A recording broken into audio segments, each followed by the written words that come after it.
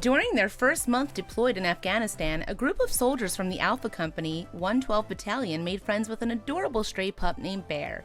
Bear loved hanging out with the soldiers, and the soldiers always brought the dog plenty of tasty treats.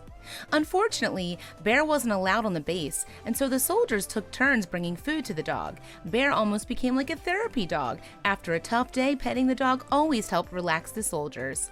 He's super sweet, and he'll just lay around and hang out. They just love him, and they've bonded with him. Alyssa Bailey, whose boyfriend Chris is part of the Alpha Battalion Company, told KSDK News 5. In March 2016, the soldiers learned they would be going back to Georgia in 7 months. They would have to leave their beloved Bear behind.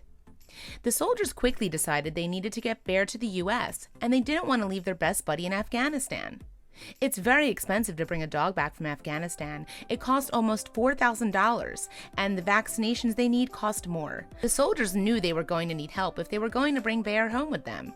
Bear has no one out there to take care of him if they can't take him home, Bailey said. The soldiers reached out to Nowzad, an animal rescue group that now looks after stray animals in Kabul. The group also helps soldiers who want to adopt dogs. Nowzad quickly agreed to help the soldiers, and they started a fundraising page. They also used this page to raise money to bring 2 other dogs to America, Shank and Ducky. The page quickly attracted lots of attention. Nowzad has raised over $13,000 to help the soldiers transport Bear, Shank, Ducky, and more to the U.S.